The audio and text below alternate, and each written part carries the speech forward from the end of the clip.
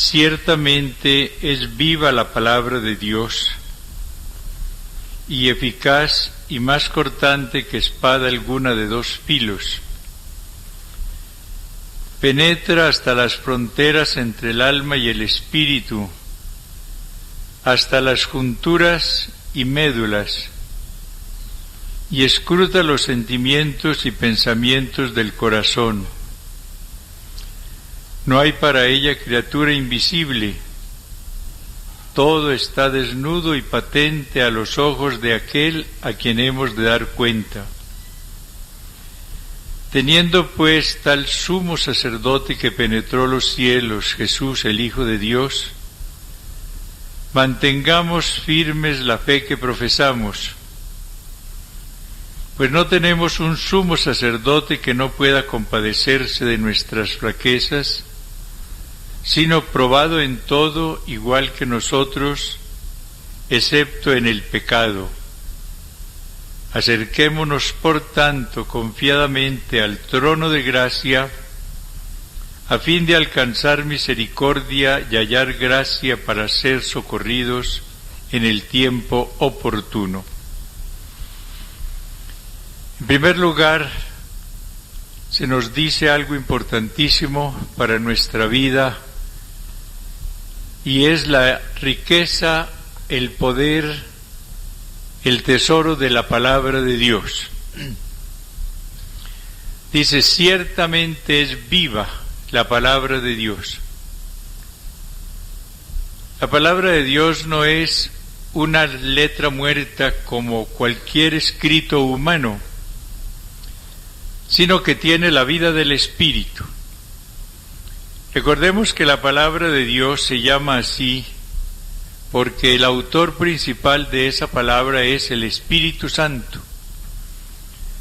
Inspirados por él, los autores sagrados escribieron esos libros maravillosos que llamamos Biblia y que cuando leemos parte de ellos decimos al final, palabra de Dios. Pero esa presencia del Espíritu Santo no se dio únicamente en el momento de él inspirarla, sino que está presente siempre en esa palabra inspirada. Cuando yo leo entonces la palabra del Señor, estoy frente a la vida que Él, el Espíritu Santo, le da a esa palabra que Él inspiró. Sería un error grandísimo mirar la Biblia como cualquier libro humano. Cuando leemos algo escrito por los hombres, no podemos decir al final palabra de Dios, palabra de hombres. En tanto que la Sagrada Escritura es la palabra viva.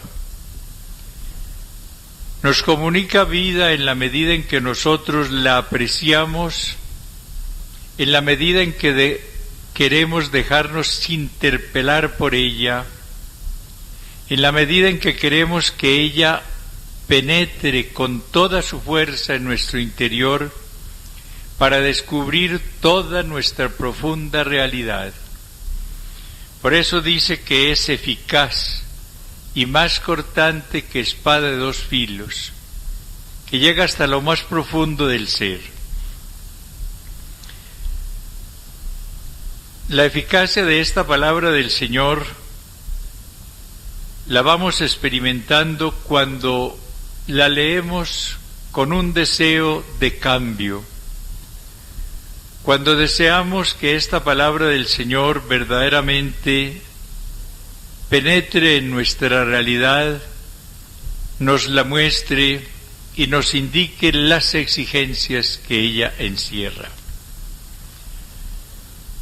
Un ejemplo muy claro de la eficacia de esta palabra del Señor, que llega hasta lo más profundo del ser, la encontramos en la vida de San Agustín.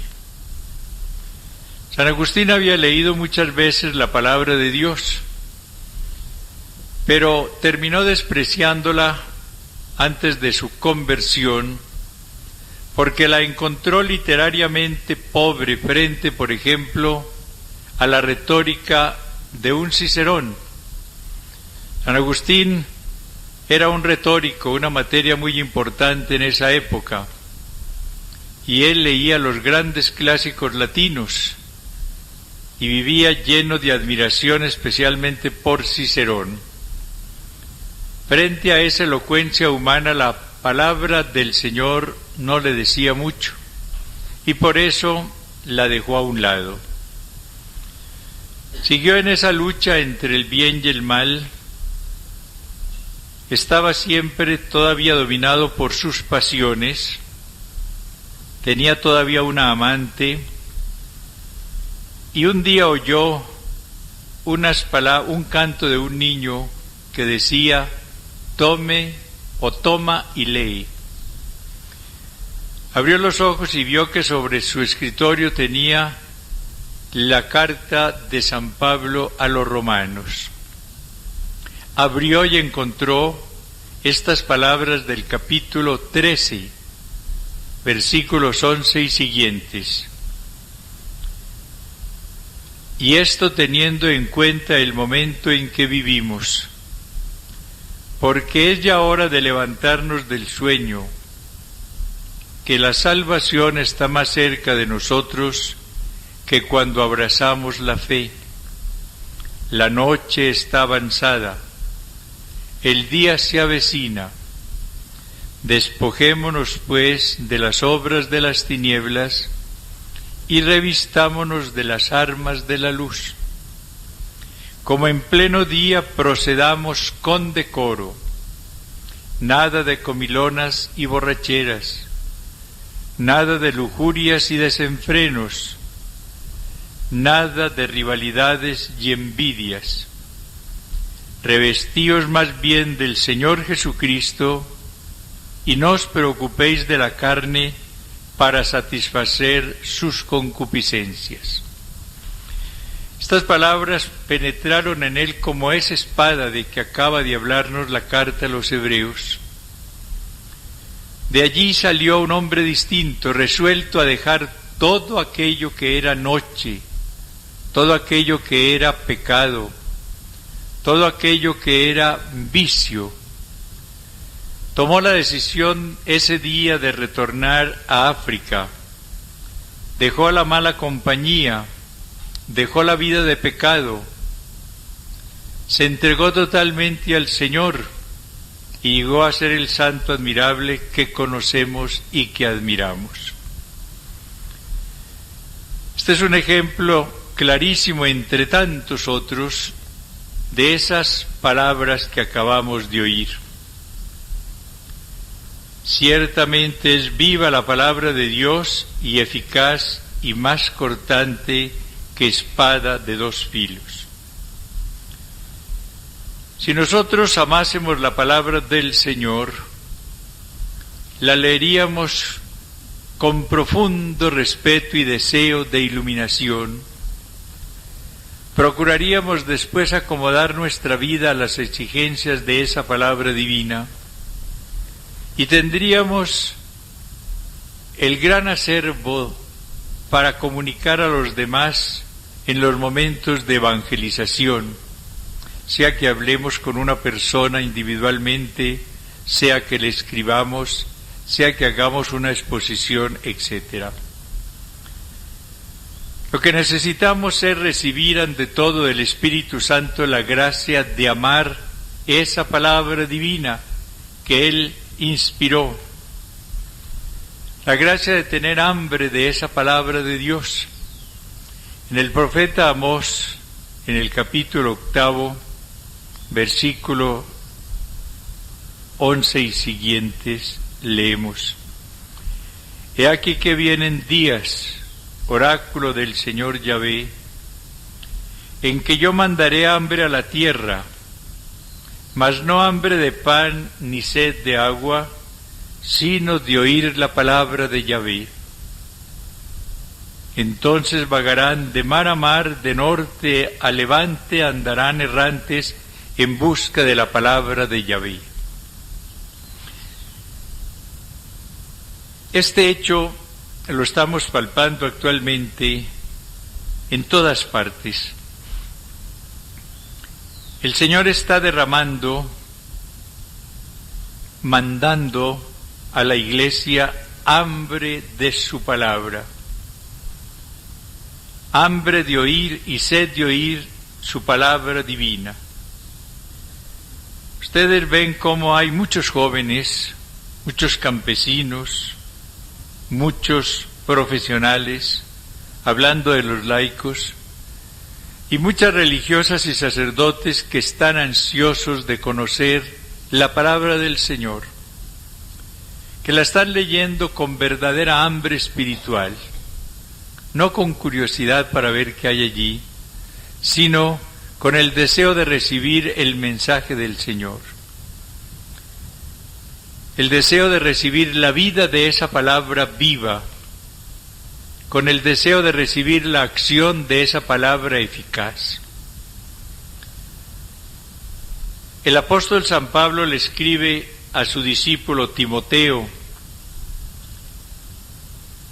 y le dice en la segunda carta, en el capítulo 3, versículo 14 y siguientes, estas palabras: Tú en cambio persevera en lo que aprendiste y en lo que creíste, teniendo presente de quiénes lo aprendiste y que desde niño conoces las sagradas letras que pueden darte la sabiduría que lleva a la salvación mediante la fe en Cristo Jesús. Estas letras sagradas, esta palabra de Dios, es la que puede darnos la sabiduría que lleva a la salvación. Sabiduría aquí es el conocimiento práctico para actuar en cada momento de la vida. Frente a un problema, ¿cuál es la solución? Frente a una decisión que hay que tomar, ¿cuál se escoge? Frente a un apostolado que hay que realizar, ¿cómo se procede? En cualquier momento de la vida, la palabra del Señor puede darnos esa sabiduría, ese conocimiento del Espíritu, conocimiento práctico para actuar como debemos y para no equivocarnos en los medios que debemos emplear o en las decisiones que debemos adoptar. Y añade: toda escritura es inspirada por Dios, lo que decíamos al principio. Es palabra de Dios porque tiene como inspirador al Divino Espíritu, que es Dios. Y es útil para enseñar, para arguir, para corregir, para educar en la justicia. Así el hombre de Dios se encuentra perfecto y preparado para toda obra buena. Es útil para todo. Si nosotros queremos aprender la ciencia de Dios, busquémosla en su palabra. Si queremos dar los argumentos para hablar de la salvación, para hablar de la voluntad de Dios, para hablar de su plan salvífico, tengamos siempre en los labios la palabra de Dios. Para vencer al maligno, tengamos siempre la palabra de Dios en nuestros labios. Lean cuando quieran las tentaciones que soportó Jesús y se darán cuenta cómo todas tres son refutadas con un texto de la palabra de Dios. Está escrito, está escrito, está escrito, le dice siempre el Señor. Es la espada de dos filos de que habla, la espada de que habla San Pablo cuando nos muestra las armas que debemos emplear en el combate espiritual. Dice que debemos emplear la espada de la palabra de Dios. Y es útil también para corregir y para educar, o sea, conducir en la justicia. Lo primero que hay que hacer frente a la palabra del Señor es pedir la gracia de amarla. Y el amor a la palabra de Dios es un don del Espíritu Santo, no es fruto de una reflexión. Uno ama la palabra del Señor cuando el Espíritu Santo le da esa gracia.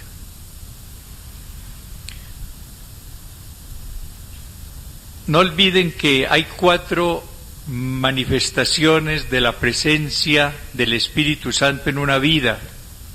Cuando el Espíritu del Señor va actuando en una persona porque ella lo ha invitado, lo ha recibido, le ha pedido que la cambie y que la conduzca, aparecen 4 manifestaciones. La primera es el amor a la palabra de Dios. Esos 4 efectos aparecen en los Hechos de los Apóstoles, cuando nos dice el autor que aquellos primeros cristianos que estaban llenos del Espíritu Santo asistían asiduamente a la enseñanza de los apóstoles. ¿Qué enseñaban los apóstoles? La palabra de Dios. Jesús les había dicho: enseñad lo que yo os he enseñado. Aquellas gentes tenían hambre de oír las enseñanzas de Jesús. Muchos de ellos no habían tenido esa dicha, los apóstoles sí, y se congregaban en torno a los apóstoles para que ellos les comunicasen la palabra del Señor. Otras manifestaciones son las siguientes: el amor a la comunidad, el deseo de comunidad. Aquella primera iglesia llena del Espíritu Santo quería la comunión, es el término bíblico. Querían ser comunidad. Ellos tenían, como dice el texto en otro lugar, un mismo corazón y una misma alma. Y es que la misión del Espíritu Santo es unir personas. Cuando el Espíritu Santo entra en varias vidas, las une. Y allí hay otra luz muy grande en esta problemática de la fraternidad de que ya hablamos. Y es juntarse las personas que integren una comunidad que tiene dificultades en este campo fraterno, para invitar al Espíritu Santo a que venga a unirlas. El demonio tiende siempre a hacer lo contrario, a separar.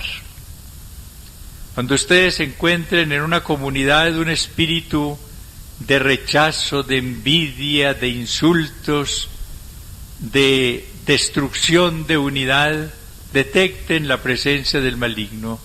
Está destruyendo la obra del Señor.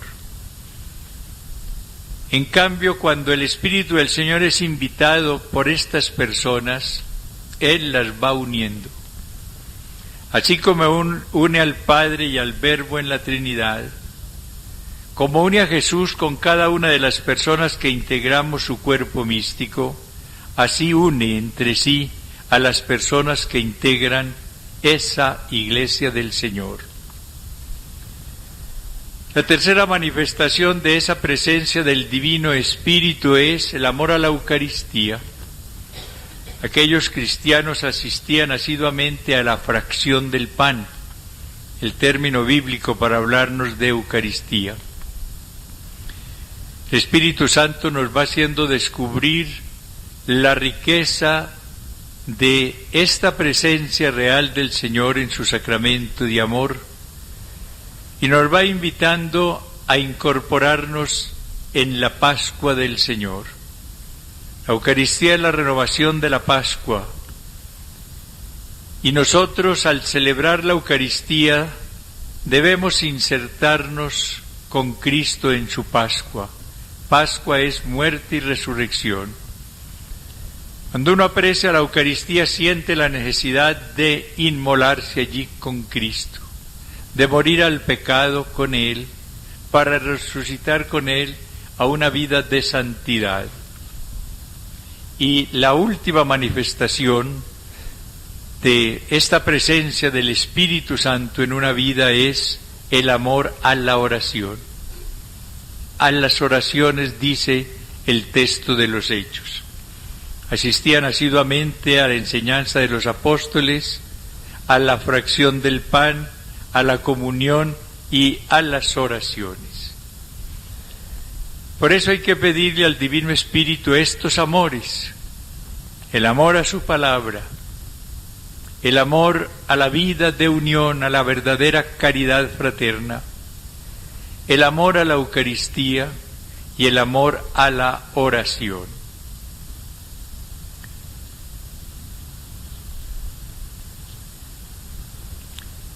Cuando uno está convencido de esta vida que encierra la palabra de Dios y de la eficacia que ella tiene para corregir, para consolar, para fortalecer, para orientar, uno entonces procura leerla con frecuencia. Uno encuentra en la Biblia entonces la gran riqueza que quiere uno recibir todos los días. Encuentra la fuente de aguas vivas para calmar esa sed de verdad que tenemos todos. Y encuentra en ella el camino bien claro para avanzar en la perfección. Muchas veces las personas se quejan de la dificultad para orar, y hay épocas en las cuales, por distintas razones, hay una gran sequedad. Llega la persona delante del Señor y no encuentra qué hacer. En esos momentos lo más indicado es orar con la palabra del Señor. Abrir, por ejemplo, un salmo. Y en ese salmo va a encontrar alimento para ese encuentro con el Señor. O va a encontrar allí la plegaria, la súplica, o va a encontrar allí la alabanza, o va a encontrar allí el deseo de pureza, de limpieza interior, de perdón. Va a encontrar un llamamiento especial. Fijémonos, por ejemplo, en lo que puede decirnos un salmo como el 103.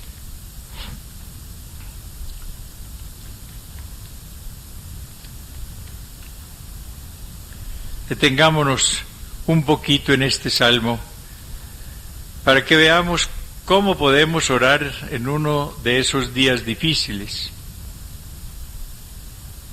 ¿Qué nos dice el salmista? Bendice, alma mía, al Señor. Del fondo de mi ser su santo nombre. Bendice, alma mía, al Señor, no olvides sus muchos beneficios. La persona que lee estas palabras y se detiene a saborearlas, empieza ya con algo que es lo principal en la oración: la bendición, la alabanza. Uno progresa en oración en la medida en que progresa en la alabanza. Y aquí este salmo es un salmo de alabanza que bendice al Señor desde el fondo del ser. Es un alma que bendice al Señor y que no quiere olvidar sus muchos beneficios. La persona que lee estas palabras dice: bueno, he recibido muchos beneficios del Señor, pero se pregunta cuáles principalmente, y si lee enseguida el Salmo, encuentra estos beneficios. Fíjense bien: Él que todas tus culpas perdona, que cura todas tus dolencias, rescata tu vida de la fosa, te corona de amor y de ternura, harta de bienes tu existencia, mientras tu juventud se renueva como el águila. Miren qué síntesis más maravillosa de beneficios divinos. El primero, todas tus culpas perdona. ¿Cómo no bendecir a un Señor infinito en misericordia, que perdona siempre nuestros pecados cuando con humildad le pedimos perdón, que lanza, como dice el Salmo más adelante, nuestros pecados tan lejos como dista el oriente del ocaso? Lo dice en el versículo 11, como se alzan los cielos por encima de la tierra, así de grande es su amor para quienes le temen. Tan lejos como está el oriente del ocaso, aleja de él nuestros pecados. Persona que se detenga en este solo beneficio divino, quedará dominada por la gratitud. ¿Cuántas culpas nos ha perdonado el Señor? ¿Cómo no bendecirlo porque es el amor que perdona? ¿Cómo no glorificar su misericordia que no se cansa de perdonar? Si Él le dijo a su apóstol que debía perdonar 70 veces 7, es decir, cuantas fuese necesario, es porque Él cumple primero esto que enseña, porque Él perdona cuantas veces imploramos su perdón. Cura todas tus dolencias. Ese Dios es el médico de las almas y de los cuerpos, como lo llamamos varias veces en la liturgia de las horas. Es el médico divino que cura todas nuestras dolencias, que cura la dolencia del pecado y que cura después las dolencias que deja el pecado en nosotros. El pecado siempre nos deja heridos. Ese amor del Señor que es su medicina. El médico divino se llama amor, Dios es amor. Y la medicina que tiene para curar todas las heridas es su amor. Todo pecado es contra el amor. Y toda secuela del pecado que hay en nosotros de dolor es por falta de amor, porque no recibimos el amor que necesitábamos. Este Señor, médico de almas y de cuerpos, que sana todas nuestras dolencias, va derramando su amor en cada herida. Es el buen samaritano que deja caer aceite y vino sobre las heridas para curarlas. Todo lo enfermo que hay en nosotros lo va curando Él cuando nos acercamos con confianza a su poder, a su misericordia y a su fidelidad.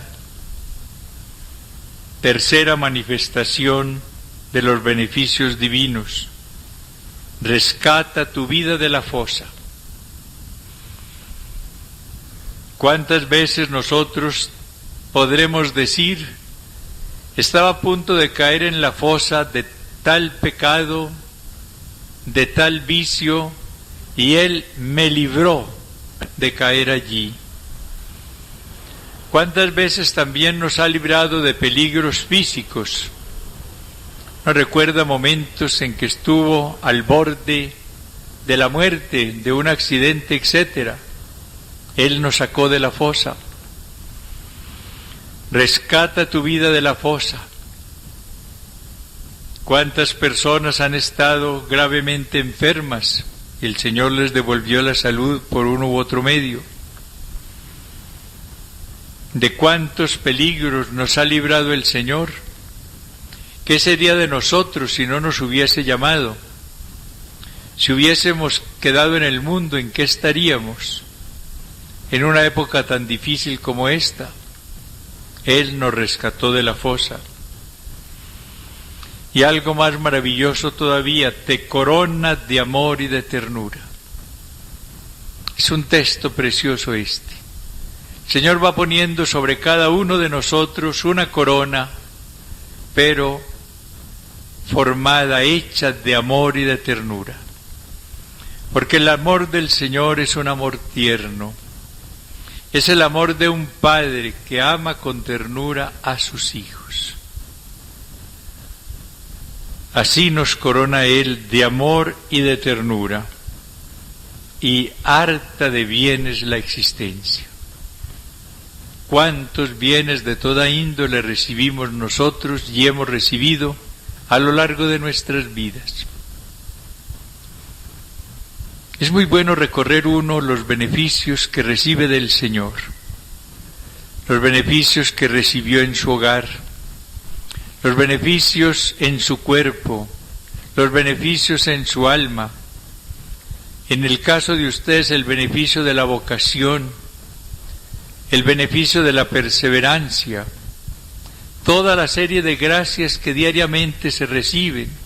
Se queja cuando le falta algo y raras veces se detiene a bendecir al Señor como María, en un Magnificat de gratitud por todos los beneficios recibidos. Mientras tu juventud se renueva como el águila. Cuando nosotros nos dejamos llenar del amor del Señor, cuando dejamos que el Divino Espíritu vaya actuando en nosotros, siempre hay juventud espiritual. El cuerpo va envejeciendo naturalmente y necesariamente, pero el alma conserva el entusiasmo del comienzo, siente esas fuerzas renovadas que el Espíritu del Señor le va dando para amarlo, para bendecirlo, para cumplir su voluntad santísima, para glorificarlo.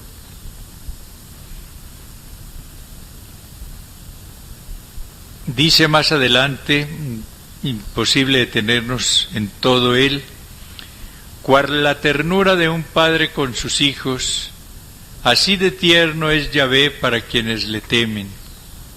Es el versículo 13.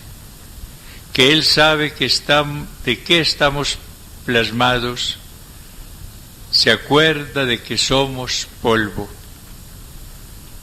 Cual la ternura de un padre con sus hijos, así es de tierno Yahvé para quienes le temen. Bendecid, dice a Yahvé, todos sus ángeles, héroes potentes, agentes de sus órdenes, en cuanto oís la voz de su palabra. Bendecid a Yahvé todas sus huestes, servidores suyos, ejecutores de su voluntad. Así podríamos detenernos en todos los salmos y descubrir toda la riqueza que hay allí.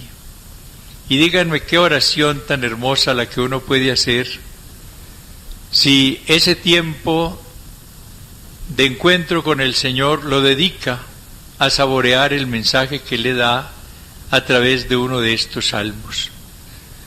O puede abrir el Evangelio, o puede abrir las cartas de San Pablo, o puede abrir los libros sapienciales, o puede abrir a un Isaías y encontrar allí esos textos maravillosos del amor esponsal de Dios. Cuánta riqueza encontraríamos allí.